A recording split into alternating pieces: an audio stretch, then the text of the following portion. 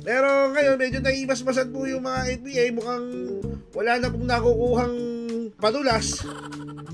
Kasi nga nagkabukingan nga po doon sa flood control di po ba? Mukhang wala na pong nakukuha padulas itong mga congressman na NPA na mga to. Kaya kinakagat na po nila ang kanilang amo. Di po ba may pa-meeting pa po sila noon ni Tambaloslos mga kabayan? Nag-meeting pa po yung mga yan Kumbaga sa alaga ni Martin Romualdez yan. Pero bakit ngayon di na bagay nangangagat na itong mga kabayan lang? Kasi nga nabuking na po yung bilyon-bilyong ninakaw dahil nagkabukingan, wala na pong pambayad, wala na ng pambigay. Pag ang aso nagutom, ano nangyari? Kinakagat na yung amo. Kaya po yung nangyayari ngayon sa mga kabayan lang. At yun nga mga kabayan bumaliktad na po mga kabayan, bumaliktad na po ang mga kabayan black. Yung akala mong bati-bati sila noon mga kabayan na kesyo nakikisabay po dito kay Bongbong Marcos nakalabanin si BP Inday Sara pabagsakin, bumaliktad na po itong mga kabayan black at kinabagay sinisisi na po nila ito po si Junior na talagang siya daw po yung ultimate responsible doon sa flood control scandal. Yan nga po yung sinasabi natin noon pa, mga kabayan, na talaga namang, di ba, katulad doon sa Tokhang, ang sinisisi nila si Pangulong Duterte dahil siya daw po yung presidente. Ba't ngayon, kay Junior, iniiwas nyo siya? Tapos ngayon, na wala na kayong nakukuha ang pakinabang, itong mga kabayan black, bumaliktad na po kayo. Di po ba? At ito lang ang masasabi namin sa inyo, kahit bumaliktad kayo, hindi pa rin namin kayo kakampihan. Gusto rin namin makulong. Etong si Castro. Yan si Franz Castro. Bakit? Di ba siya yung nangidnap ng mga bata? Yung mga batang lumad. Tapos, dadalhin kukunin sa bundok. Tapos, ano gagawin mga kabayan?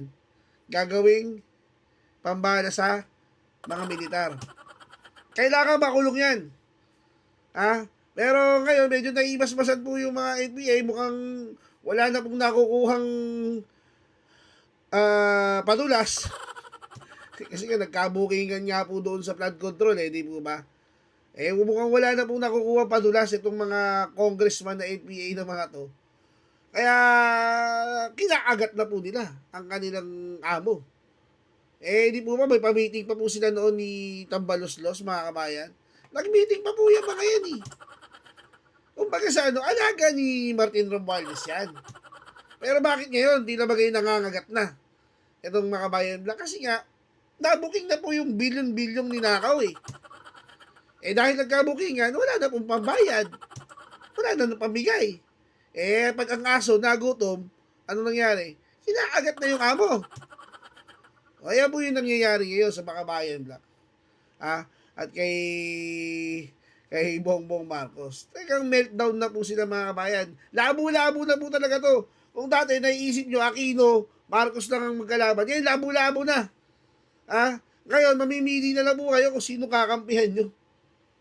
Basta kami, solid Sara Duterte kami mga kabayan. Bakit? Kitang-kita nyo naman po magtrabaho ang mga Duterte. Di ba? Kitang-kita nyo naman po.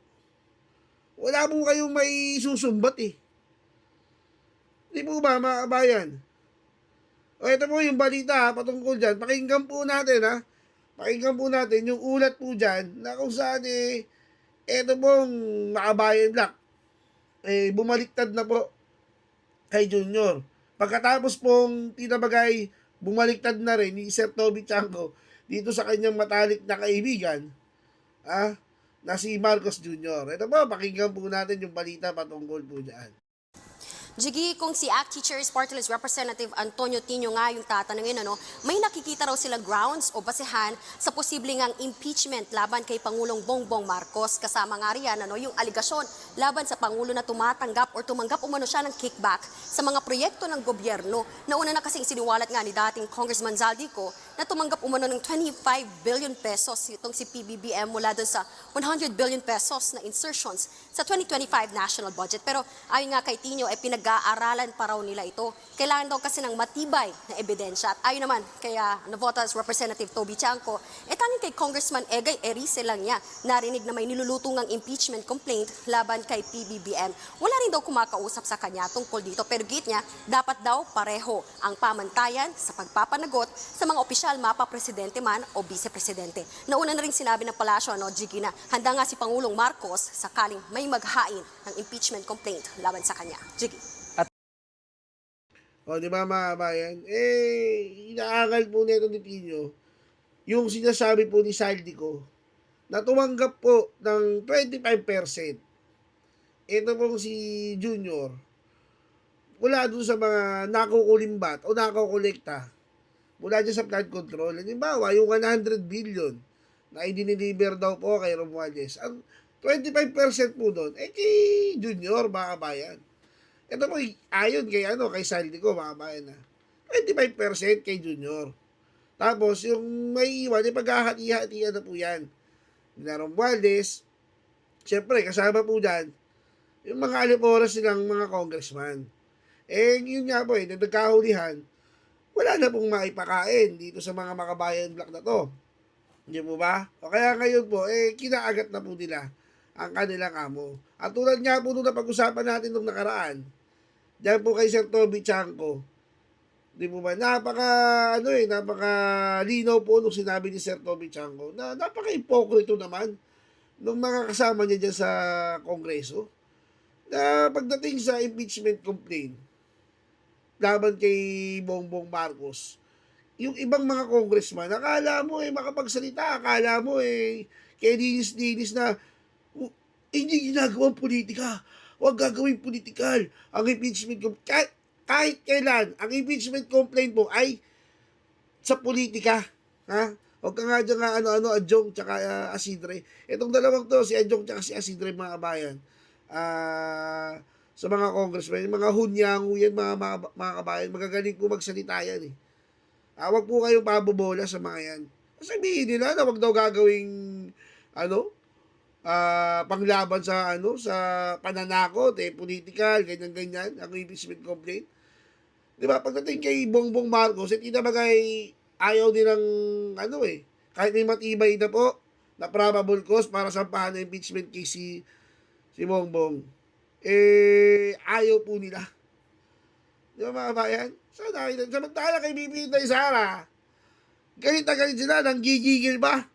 Yung gigil nila, okay sana kung gigil kay BP Sara, gigil ka rin kay Marcos Kung pantay lang Yung sinasabi ni Sir Toby Chanco kung pantay lang yung pagturing ninyo, okay lang Gigil kayo kay BP Inday Sara sa 125 million. Dapat mas gigil kayo dito dahil trilyon ang ninakaw ng mga to. Diba? Ayon kay Saldico. Wala Alam niya itong gobyerno natin, itong mga congressman. Syempre, alam naman natin. Dahil mga bata nga po yan ni Congressman Romualdez. Marian, pagdating sa impeachment laban kay VP Sara, anong sinasabi ng mga kongresista? Jiggy, ito kung si Tiangco nga, itong cousin-in-law mismo ni PBBM, hindi raw niya susuportahan itong posibleng panibagong impeachment complaint laban kay VP Sara hanggat hindi pa na ibabalik nga sa Pilipinas itong si Saldico. Pakinggan natin itong pahayag ni Congressman Tiangco sa programang The Big Story ng One News. If come Feb 6, wala pang big fish, ibig sabihin at least si Saldico hindi pa na ibabalik dito. Hindi ako makikisa doon. Kasi napaka-hipokrito naman namin, di ba? I mean, yung kasamahan namin, hindi namin mapanagot. Tapos gusto namin mapanagot yung ibang tao. Magkano ba yung ina-accuse nila kay VP Sara? 125? 125 million. Dito magkano? Ilang bilyon? Di ba? Nakama naman, di ba?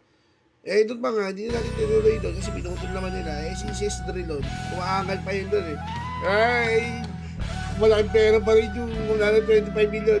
Diba? So nga, totoong 125 million yun. Ang sinasabi ni Toby Chanco, yung mga kasama niya, doon sa 125 million, Gigil na gigil. Yung mga kasama nila mapa-impeach si VP Inday Sara. Ito, bilyon-bilyon. Maabot na sa trilyon. Diba? Eh, lalamya-lamya. Diba? Legit naman eh. Legit naman.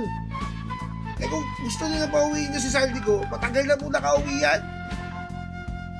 Totoo po, matagal na po nila napauwi yan. Kung gugustuhin lang po ni Marcos. Napadala nga nila ng agad-agad si Pangulong Duterte sa Tahigi. Si Tevis nga, binalik-balikan pa ni Remilye. Diba? Nagawa naman nila, gusto nila. Diba? Napakulong nga nila si Kibuloy. Lahat, kung gugustuhin ang gobyernong yan, si Junior, magagawa nila. Eh, pati hindi nila mapauwi si Saldico. Natural, ayaw nila pauwiin. Yun lang po yun. Yung sinasabi po ni Junior na, bumalik ka dito, ano yung kaso mo, wala, tokis lang yan, huwag kayo maniniwala dyan. Nakarami ng budol sa atin si Junior, maniniwala pa kayo dyan. Hindi po mga kabayan. Okay, hindi ko na po mapakahabaan, mga kabayan. Yan lang po yung balita natin ngayon na patungkol nga po dyan sa atin na bagay nagbabaliktaran na po yung mga dating abuyong ni Junior. Eh, kasi wala na pong mapakain sa mga bunganga, inaagat na po yung amo. O, ganyan na lang po. Magkita-kita po tayo sa mga susunod pa natin video. Paalam!